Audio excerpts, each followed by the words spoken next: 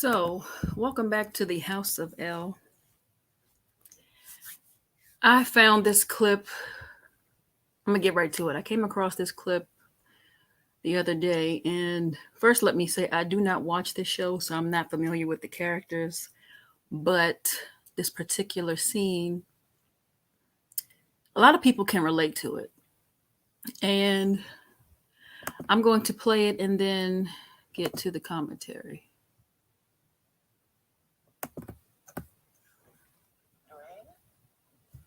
Go back to bed. I'm just collecting the last of my things. You look nothing like the boy this trunk belongs to. I'm calling the police. Do it! I'll wait right here for them. They'll come with their sirens blasting, waking up everyone on the block. Then me and my girlfriends will make a big Hollywood scene out front for everyone. Let all the neighborhood ladies know exactly who I am. I'll make sure to call you mommy. Just so there's no confusion.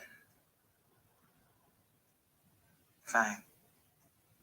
Take it. Then there'll never be a reason for you to ever come back here. Come on, wait. Here go Mother Teresa. My name's Blanca. You like him? Ain't no one like her. You know what I mean? Yeah. It's easy for girls like us to find each other because no one else cares to look for us. You think I don't grieve the loss of my only child? That I don't go to bed every night to wake up to find you in your old bed? Not me in that bed. Dwayne. Of course. I prayed every day when I was carrying you that you were a boy. That's what I wanted. A son to raise up, to look after me when he got big and strong, a man who would never leave like the others.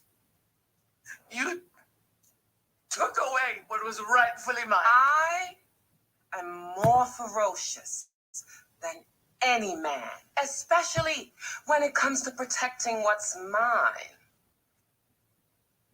No one would have touched you.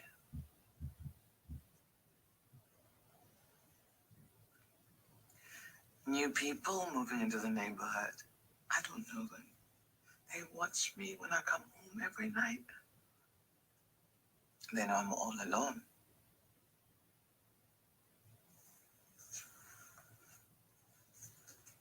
What do you want from me, Mother? Maybe we could find some common ground. It wasn't all bad when we were together. We had some good times here. We could work something out, the two of us. If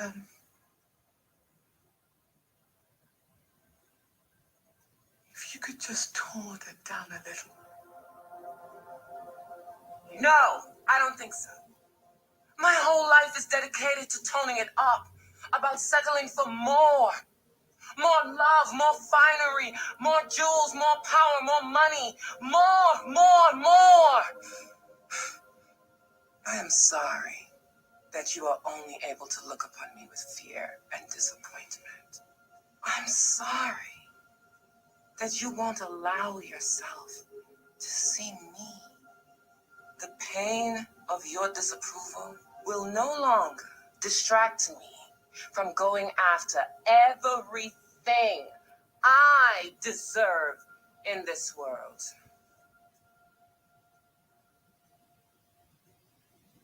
Goodbye, Tasha. Come on.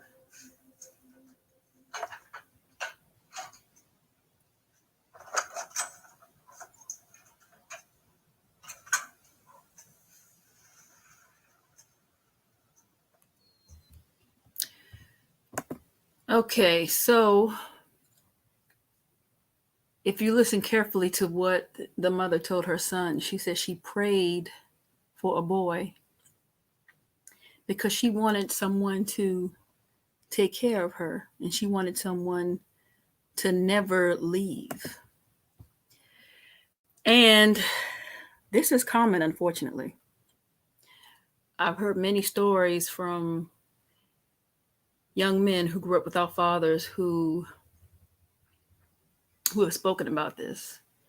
Now, this particular scene, as you saw, it was a young man who I guess became transgender, and the mother was disappointed because she was looking for someone to care for her because she wasn't woman enough to keep a man. So she decided that, well, I just have a son and he'll be there for me all the time until the day I drop dead.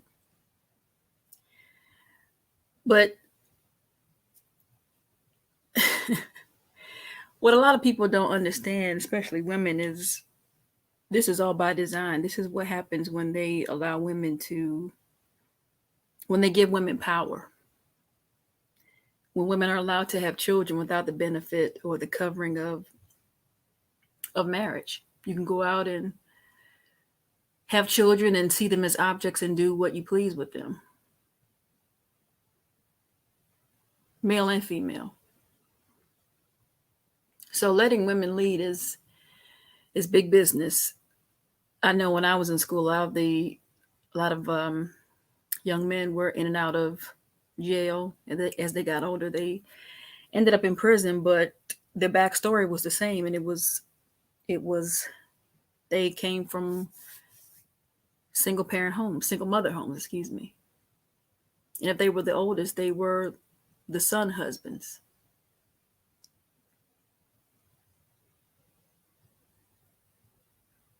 I read that females are better with infants, mainly because it's in our nature because we're natural nurturers. But as children get older, a lot of times that nurturing can turn into some sort of deviancy or destruction. So when discipline is needed, it really doesn't work because women think that they can nurture something into greatness, and it never works out in the end. Of course, you have your exceptions, but the exception isn't the rule. And we often wonder why we see so many soft young men who aren't self-sufficient. They're smothered into adulthood. So now when these women become of age, they're looking for husbands and they can't really depend on any men to be men. It's because society has allowed women has given the power to lead. It's big profit and big business to put women in the front because we're emotional creatures. Women have been allowed to fabricate their own reality, and they think it's normal and acceptable to turn their children into self-serving objects. And the nurturing position has been corrupted, and it's been taken to a dangerous extreme. But this is done intentionally. It's social or government engineering.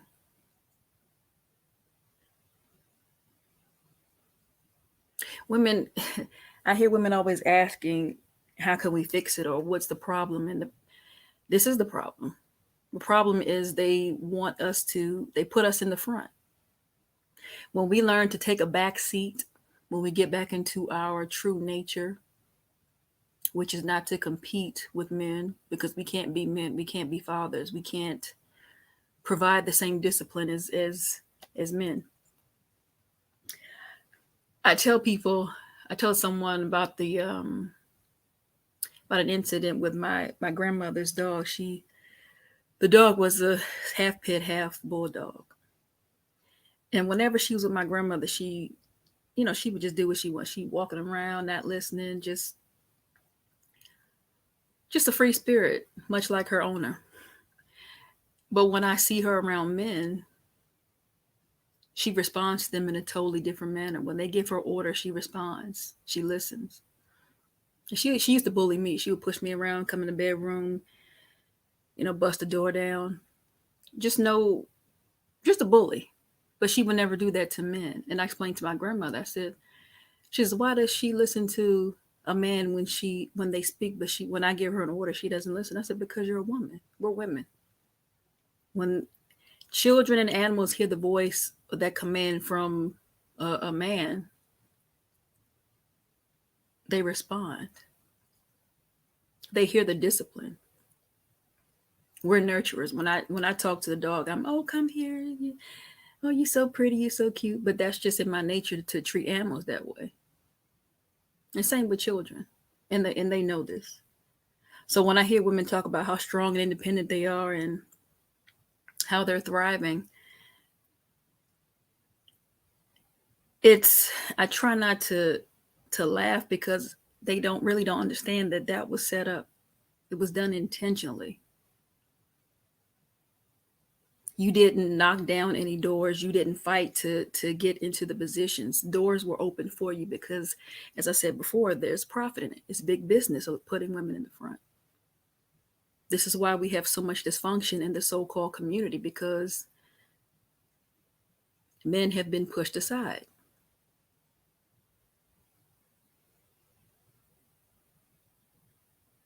So I'm not going to continue to ramble. I think I made my point. But as I said before, that scene was very powerful. And it's not to put emphasis on the transgender situation. It was to really highlight the dangers of having a toxic mother and how they turn their children into, as I said before, self-serving objects, because they can't keep men. They see men as objects. They see men as a means to an end. I just want a baby, and once I get the baby, you can go. So,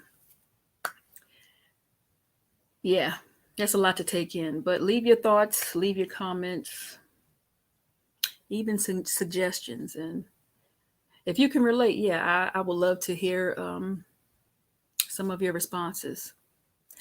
So you guys take care, and I'll see you on the next one.